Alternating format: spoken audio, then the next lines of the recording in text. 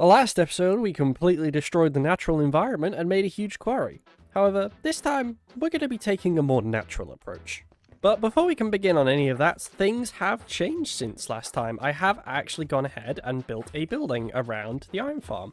And it has been working a treat. We have all the iron, all the redstone, and all the XP.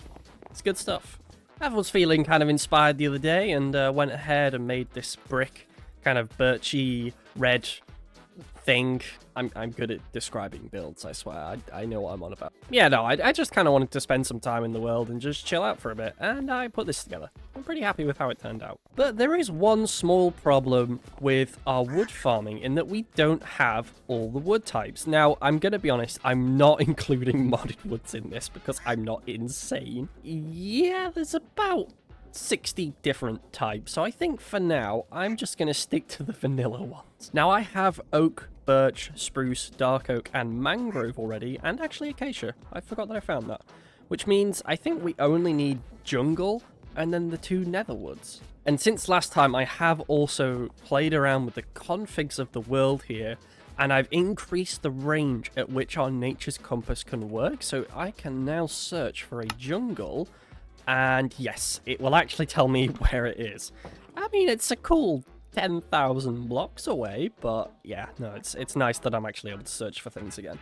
And while I'm traveling out to these biomes, there is something else I made, and this is a grappling whisk. I'm assuming... Yeah. And actually, you know what? This thing works really well with the nether, because we pretty much always have a roof to grab onto.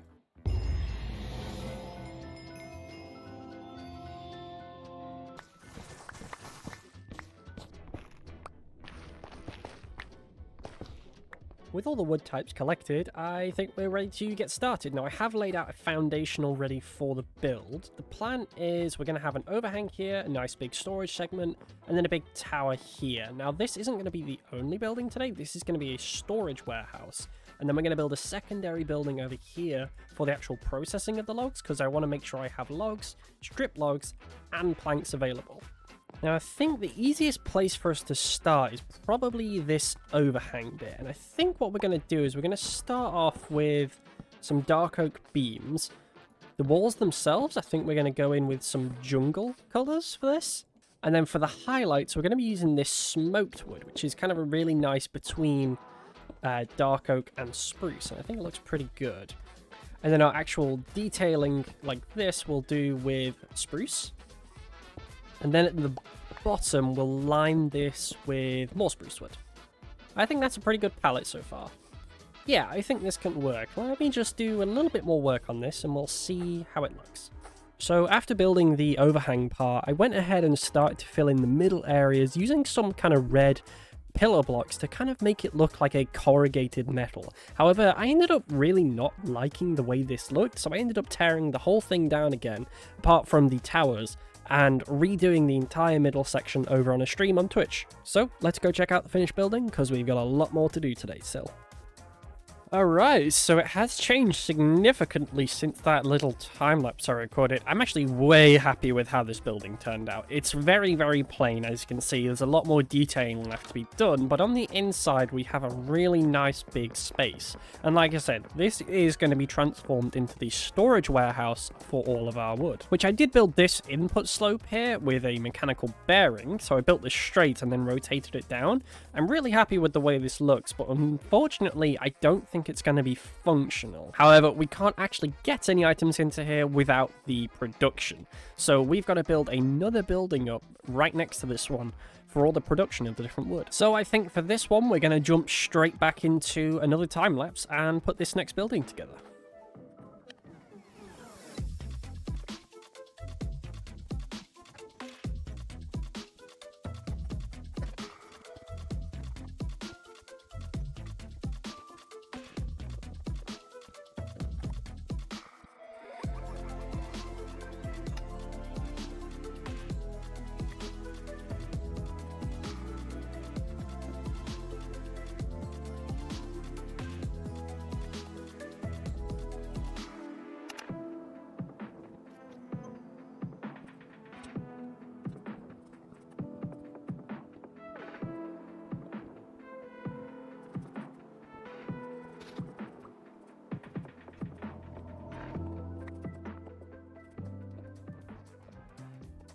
So it turns out making a time-lapse of a building is really difficult to get the right angles of. So that time-lapse was real jank. It's fine. Everything is fine. But no, I am really, really happy with the way this building turned out. I did end up going back and changing it. So both of these buildings now have these black and grey roofs on them as well. And oh man, it helps so much. It looks so much better. And you know, one other little disaster happened in that it would be weird if I went AFK and died and all my stuff despawned. But you know what would be even weirder? If it happened twice. But either way, the build looks fantastic. I'm really happy with this new sloped piece that I did. So what I ended up doing was moving it back a little bit, or moving it forward even, and then adding in this big straight one. Now this is actually functional. So this is how the items are going to be transported from A to B into the storage here, which is going to be really nice. So for now, we need the final piece of this puzzle, and that is the actual tree farms. Now, there is two different options we can do with this. And the thing we have to decide is whether we use windmills or bearings for our farms. Now, the thing is with windmills, they're pretty slow, and we've got this big block of sails on top, which really doesn't look that great. But if we use a water wheel and a bearing, it's not really that much more expensive than making all the sails, and it actually moves significantly faster, which means there is less time between trees growing and being replanted, which actually makes them more efficient. I am really hoping this worked, because this is going to make the building process significantly easier if it does. Oh yes, that is magnificent. Alright, with the platform made a little bit nicer, I'm going to add in these chassis, followed by employers on the back to plant the saplings, and then a portable storage interface on this side with another one there for it to connect to, and then a chest right on there for storage. We glue this whole guy together, and that should be good. So now when these trees grow, they should automatically be chopped and put into storage. And now I just need to do this another 7 or 8 times, so that's going to be fun.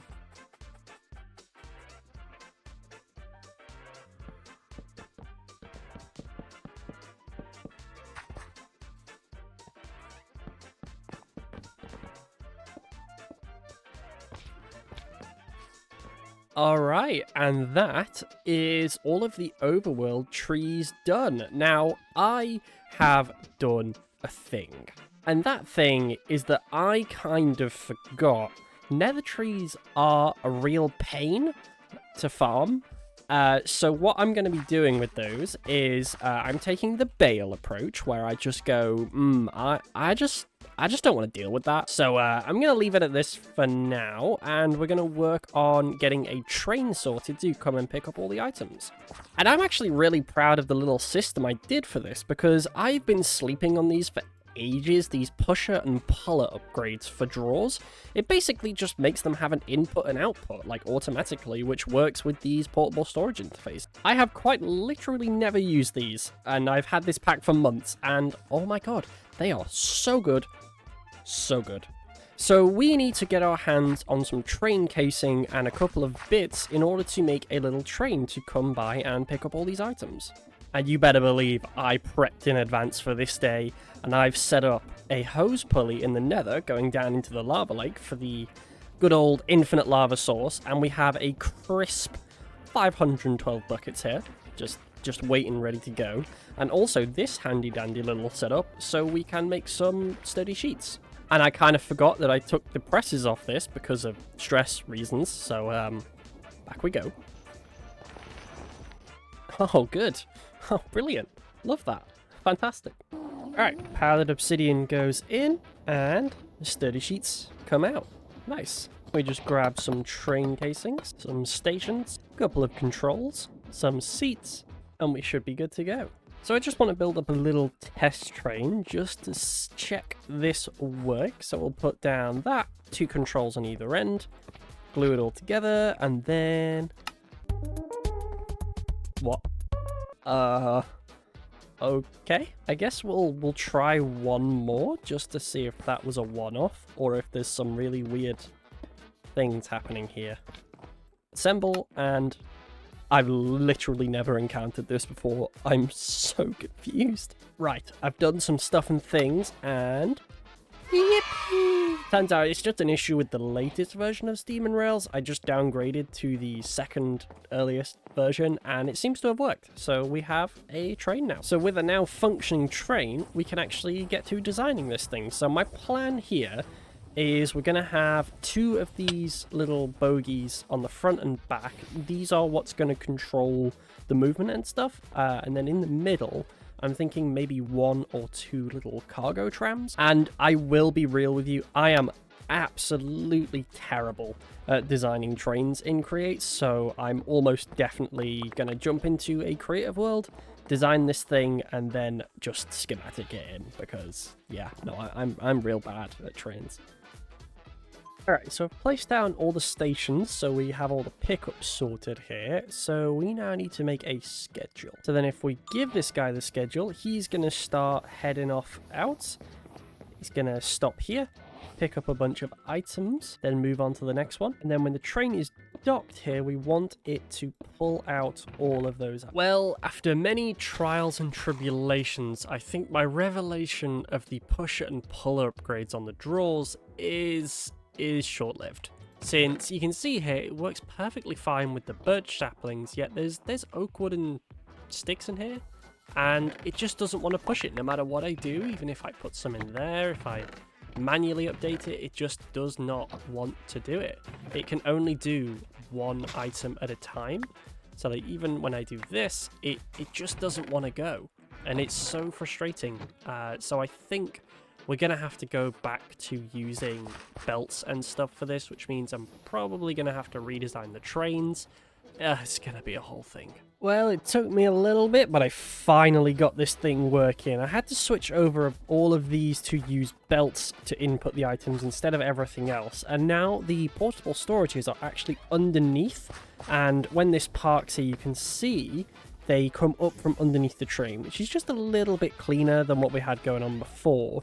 The only one that was a little bit janky is the mangrove here, because we have 5 outputs instead of 4, which means we actually need 2 drawers. But that's relatively simple. It just goes into a tunnel like this, and then into the thing. So it works well. And amazingly, even with an absolutely enormous backlog of items, we've actually made our way through it, which is really nice. So we have everything here now, ready to go. Although I'm kind of thinking I probably want to start back this way. So we're going to start off by just reversing the direction of this input, so the chest is over here. This, however, is magnificent. I've gone around and I've done a bit of filtering here. With a little bit of work, this now comes from here up into a chest, which fills with a bit of a buffer.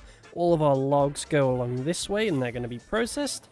All of the organics go down there into the fermenter 3000, which is going to make us loads of bone meal already. And then the sticks and the mangrove roots are just going to get trashed for now. If I think of a use for them in future, I will change this up. But for now, we're just going to trash mangrove roots and sticks. And with a little bit of magic, I think I've actually made a basic functioning system. So if I disable this, these logs should, they should split off half and half. Half of which will be turned into stripped, half will be sent to planks. And yeah, this seems to work pretty well. It might take a little bit to work through the backlog, but this is set to exactly 64, same as this guy, which will then be going into this here fan, which will be blowing upwards that way, which these will then be sent to the storage warehouse over this way. But I really am pressed for video time today, so I think I'm gonna leave things here, and we're gonna start off the next episode by finishing up the storage here. Now it is all contained and it's not going everywhere, so I'm happy enough, but oh man, let me tell you, life this week has been crazy. I've just had non-stop back-to-back work shifts, and your boy has been worked to the bone this week. I probably did like a good 40 hours this last week, and ugh man, I feel it. Plus dying and losing my stuff not once but twice has really set me back a bunch in time, so kind of annoying, but these things happen, so it's okay. But next episode, we're going to be working on obviously finishing this off, and I want to improve my tool situation because obviously everything is starting to break down and I don't really have mending, so maybe a little villagers, maybe a little of something else, and maybe we find ways to go even further beyond. So if you enjoyed the video, please do make sure to leave a like and a comment down below, and of course subscribe to the channel. The growth from the last video is nearly at 100k, which is just insane. Like, actually, what has happened? But I really appreciate it. I love all the support that you're giving me.